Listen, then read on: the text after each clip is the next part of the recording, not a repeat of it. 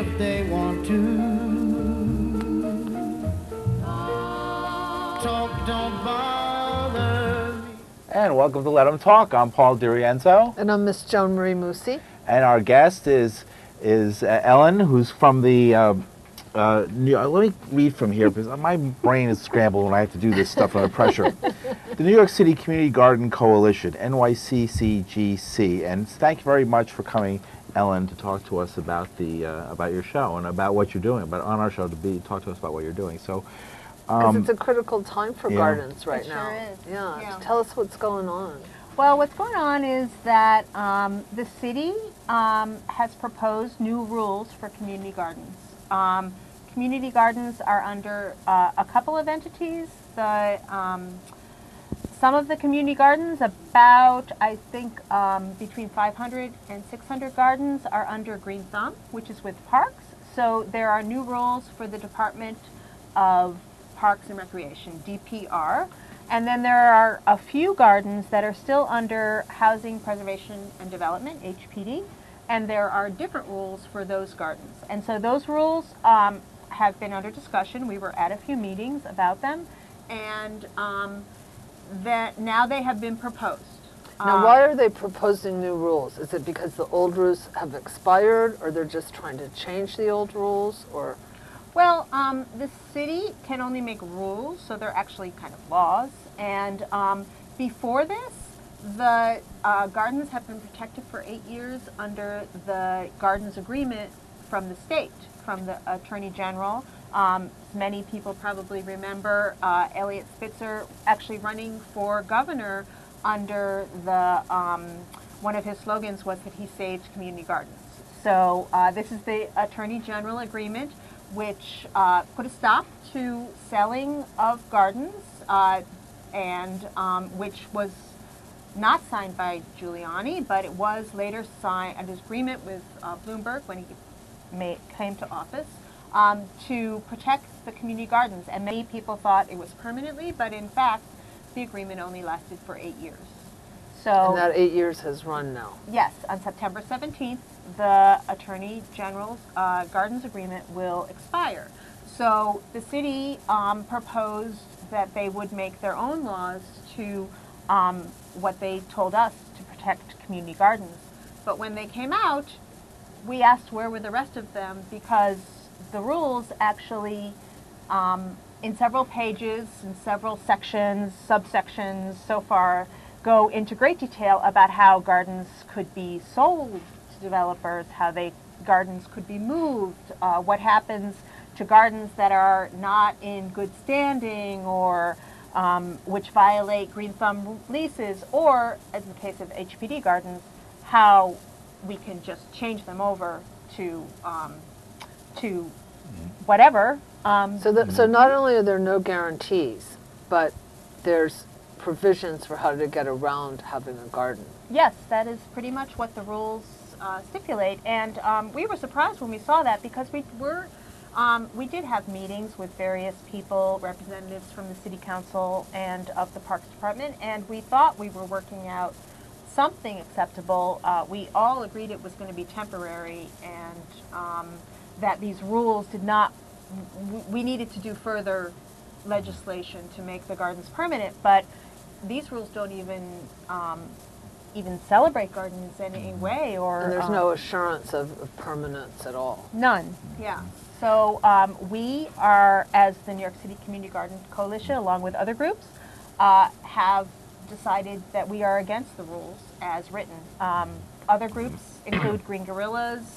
New York Restoration Project has met with us and said they are also against the rules, and other groups have worked against these rules right now. Now tell us what you're doing in terms of the press conference coming up tomorrow, and tell people how to get in touch with you, how to take part, volunteer, find more information. So we're having a press conference tomorrow on City Hall steps, and we're asking everyone to come out at 9:30 and meet us, because it takes a while to get through the security. Bring your kids, bring your garden members, bring your vegetables and flowers, and let people know how important gardens are to you. And then that is a lead up to the hearing for the proposed rules, which is on August 10th. at 11 o'clock. And you can find out more about all of this by going to our website, which is www.nyccgc.org. All right, excellent.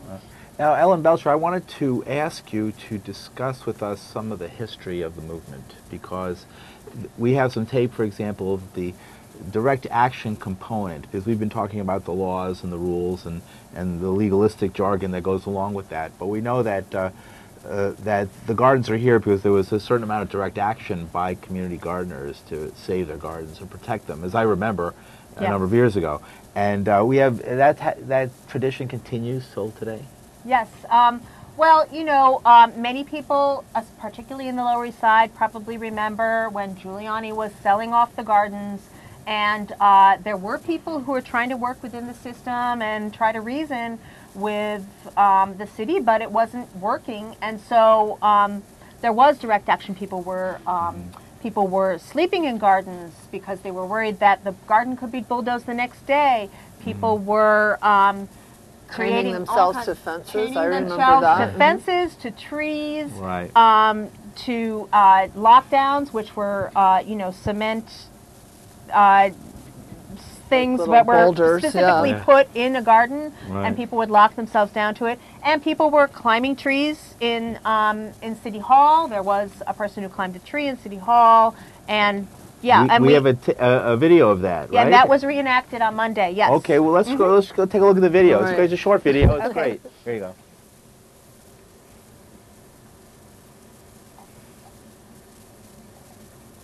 Coming down until Bloomberg says that he's going to make the gardens permanent. I'm not coming down. All right. Bloomberg comes down. Okay. Give me a call. 917-678. Just want him to come over here.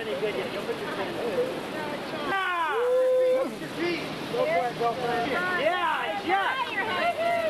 Sunflower just. Now you can be put on hold for an indefinite period of time until the government. Yeah! Way to go, Jess! More gardens, less buildings. Yeah, more gardens, less buildings, baby. More gardens, less buildings. Yeah, baby. Food, less buildings. Okay, Jess. That's what. It's perfect. What's up, guys? Go ahead, let me- Who else can I can talk to? So the lieutenant has asked that we leave the lawn in 2 minutes or face some sort of repercussions. So that's up to Yeah, everybody. baby. All right. So Lieutenant, you have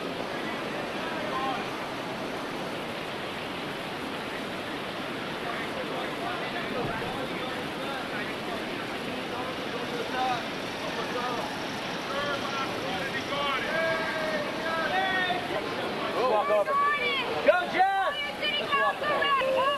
Protect the garden!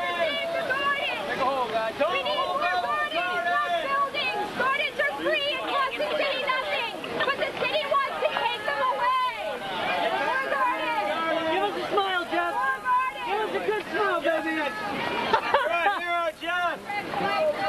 More gardens. Yeah. You got a card in case we want to. Oh, I need my bike.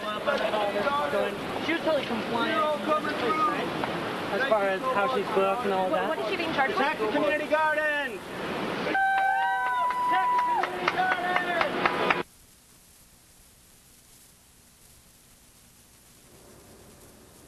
All right. All right, that was very interesting. Really great. Describe what we just saw in that video, Ellen. Well, my friend Jessica Sunflower climbed a tree. She's been talking to me about the importance of building upper body strength, and now I see why. She climbed a tree and gave her phone number out so Mayor Bloomberg could call her and let her know whether he was going to make community gardens permanent, and surprisingly, he didn't call.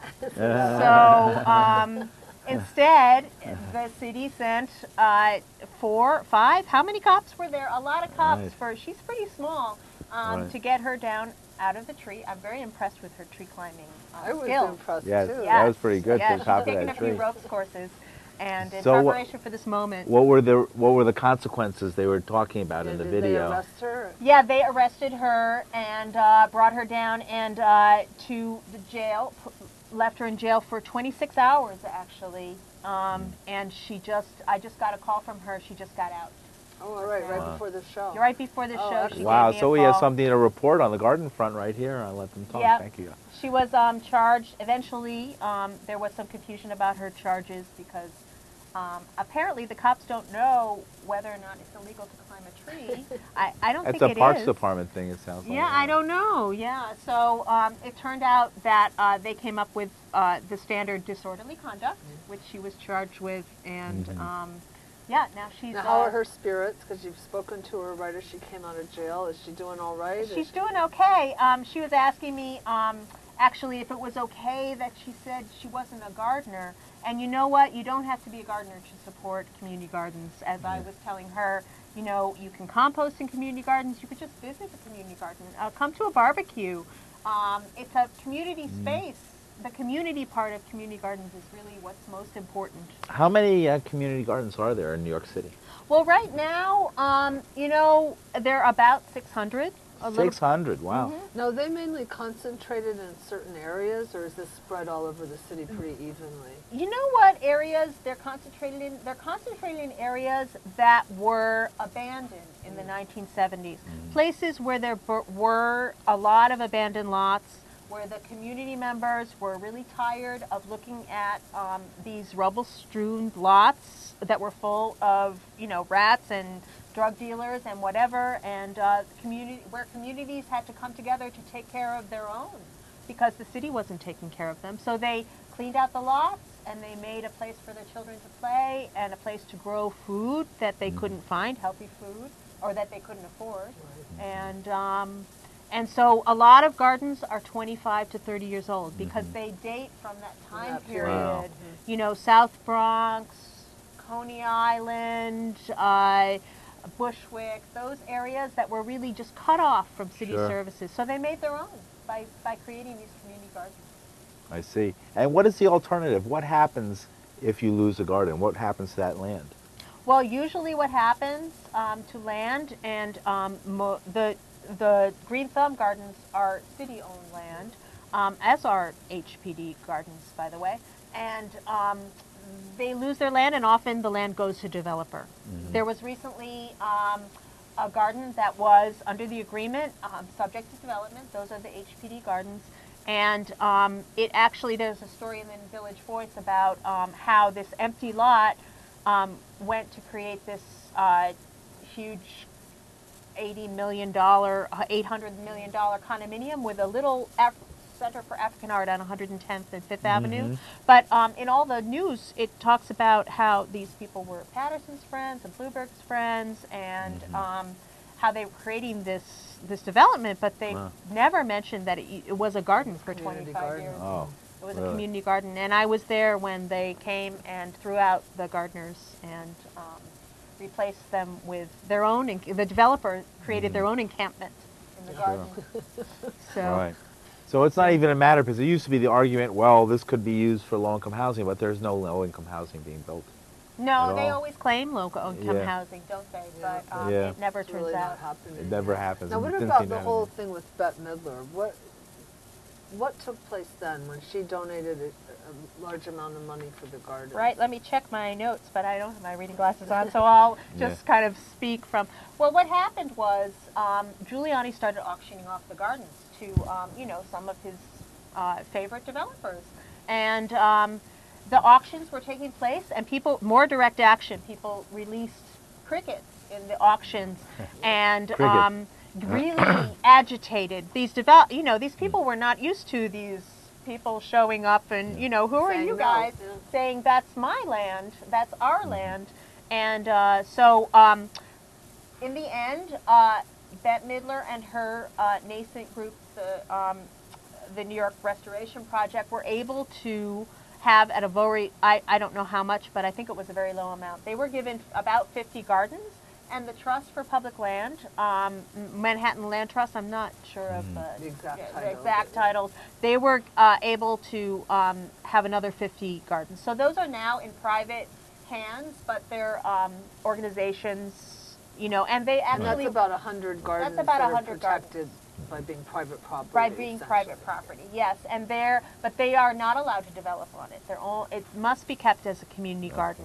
And but that's a small percentage of the it is total a number small of gardens in percentage. the city. Yeah, I believe there were over 800 gardens when Giuliani started selling them off, and now we're down to 600. Okay. And very few new gardens. You know, everybody wants to grow now. Of course. And there's no provisions in these rules or no answer to the question of how can I start a community garden?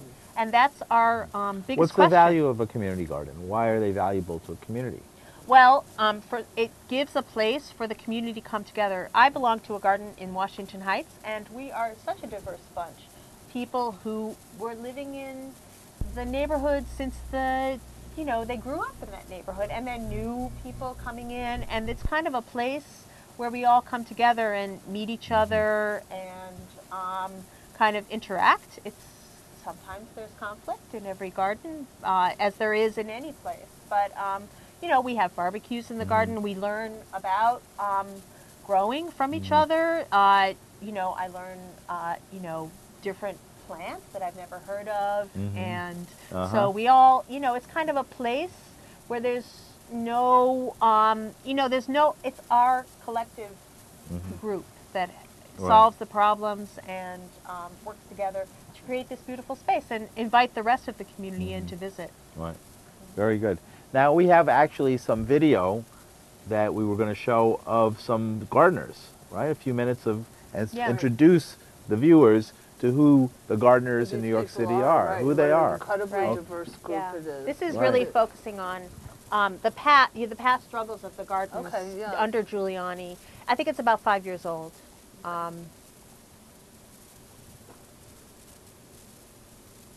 The hot weather months. These gardens thrived in New York City for many years under the Green Thumb program. And the city had basically decided that the gardens were valuable.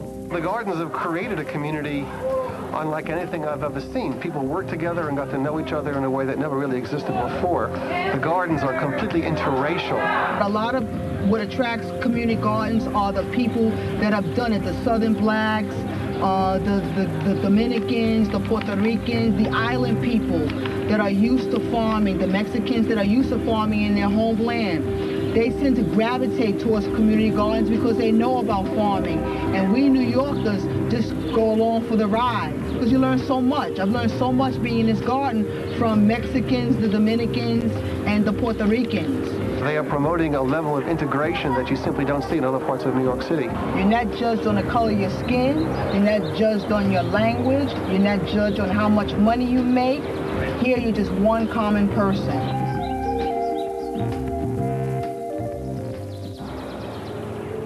Today, the Euclid 500 garden is a living hope for the community. Without gardens like these, there's no other areas but public community centers to go to. And most of them are closed at specific times, and if you notice, nobody don't go to a community center. This is more kind of open air, where families can come really have fun, the children can have fun. So this used like a community base. We took it over in 1992. The reason why we took it is because it was an eyesore. It was full with tires and debris, and people used to throw the garbage in here. So we lived next door, and it was really an eyesore. So all we wanted to do is to just clean up the eyesore. So we started cleaning it by hand. It took us 5 years to clean out all the debris. And after cleaning it up, we from the Caribbean, we figured, well, hey, why not throw down some plants? With each group that comes in, there are social issues that they bring to the forefront. And that's why community gardening is so important, because you listen to what the new immigrants have to say. Their need for housing, their need for education, their need for health, okay, their need for jobs. All this that you hear in the garden, and what better place for the gardens to be a network to get those people help. I think it's vitally important in a city like ours for we taking the time to teach the little children about planting and caring about crops and flowers and trees and what they need, because the environment will sustain us into the next generation. And if we keep destroying the environment and not teaching the children how to plant and how to care, we're in trouble for the next 10, 20 years. We need connection with nature to live and thrive. It's interesting that we refer to a place that is entirely full of concrete and brick as sterile. Sterile is the opposite of living. In low-income communities of color, there are very few opportunities to create large parks like Central Park. In fact, that's true just about everywhere in New York City. Most of New York City's 59 community districts have less than the recommended open space ratio of 2.5 acres per 1,000 residents. And that figure drops dramatically when you're talking about low-income communities of color, especially ones that have mixed-use areas. A lot of us can't go to the Hamptons, okay? We can't get on a plane and escape to the Caribbean. So the gardens is a way that people can get close to nature. I think as citizens of New York City, taxpayers, I think that we should demand some sort of open space, because it's not like a housing versus open space issue. It's, community garden issue. It's working hand in hand with that. You need housing, but you need an open space as well. You don't want to be surrounded by a concrete jungle. You want to be surrounded by affordable housing as well as an oasis of plants and vegetables. We're now in this very, very heated up market where the demands for raw land and the demands to produce housing are extraordinary. And we're happy to be able to be a part of that. And we're also happy to be able to provide affordable housing in the course of doing this. The argument is that the poor people need the housing. But then you look at what's being built, for instance, on this garden, on Esperanza Garden. They're building a project which is typical of the way that they're developing buildings these days, housing these days, and it's called 80-20 housing. 80% of the units will be market rate rentals, 20% will be low income. That low income is defined as 60% of area median income, which I think for a family of four is somewhere in the neighborhood of $35,000, $36,000 a year. The median income of this neighborhood is $20,000. So either way, they're gentrifying this neighborhood. So they're not serving the neighborhood, they're stealing from it. I see community gardens as being helpful to a community, which is why I encourage their expansion to have greenery instead of rubble. And I'm for them. But I also believe that some of the people involved misunderstand the nature of the project. Some of those gardens were intended to be temporary and ultimately to have housing built on them. It had been understood for years that some of these gardens might get destroyed to make way for housing or other commercial process or other important commercial development. That had always been done on a one-by-one basis, garden by garden, with a bit of a give and take, recognizing the gardens were important. In 1999, and this was under Mayor Giuliani, the city changed that whole process and tried to get rid of all the gardens wholesale. Said these are just vacant lots, and really ignored the fact that they weren't vacant lots, they were community gardens. And in ignoring that, they were ignoring the reality, they were ignoring the function these gardens serve for the communities.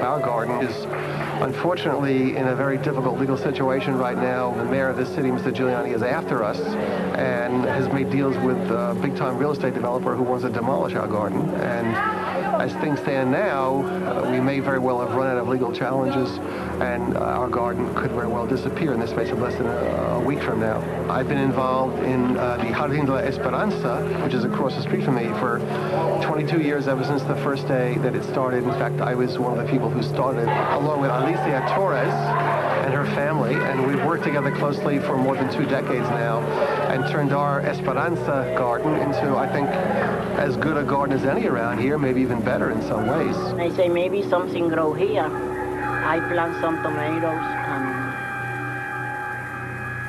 and flowers, you know, and everything grow. I say it's good. I beginning to clean, but nobody tell me nothing, don't clean, don't do nothing here. Clean, and when I open my eyes, I have this beautiful garden. I have grandchildren, great-grandchildren. My boys that was small and grow here. Well, a lot of people, you know, that we have in this garden. A whole generation of kids has grown up in that garden, and they are all going to be kicked out in the street, possibly in the space of a week from now. I'm Charles Lowy. I'm usually here in UKID 500, and UKID 500 is one of our gardens in the East New York Coalition, of which I'm the president. And the coalition is a member of the New York City Coalition. Last year we had 1,100 pounds of tomatoes. That's what we donated. So we probably had a couple hundred pounds more than that. There's no way to keep track because as we pick in, we give in. What happened? What an interesting survey of gardeners. And now tell us what happened to the Esperanza garden. Well, the Esperanza garden was kind of a line in the sand. That's why you see Karen Washington, who's now the NYCCGC president. You can see her standing on those steps again tomorrow morning.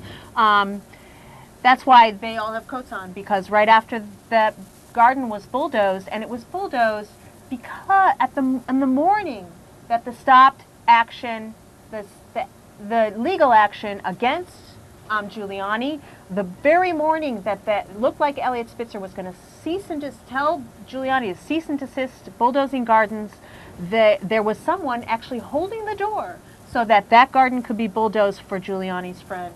And so, you know, it's really useful. I just looked at this video today, and I'm like, wow, this is really useful to see how we got here. Exactly. Because everyone says, well, you know, the housing market is not, you know, no one's going to bulldoze gardens now. But, you know, that guy is saying, well, it was one by one gardens, but the rules actually lay out these proposed rules lay out how you could sell a garden off, how you can get rid of a garden. All right, tell people how to show up tomorrow. Yeah, tomorrow you should show up at City Hall at 9:30.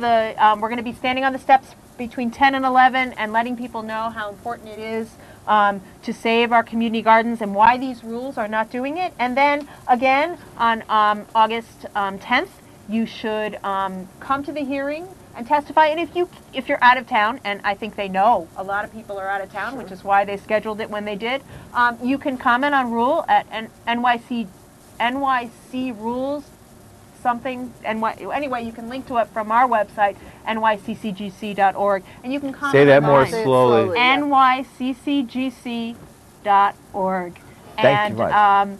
You can comment on the rules online, and you can say that you're going to testify. Thank you, Ellen Belcher, for joining us on Let 'em Talk. Yes, great. Thank you.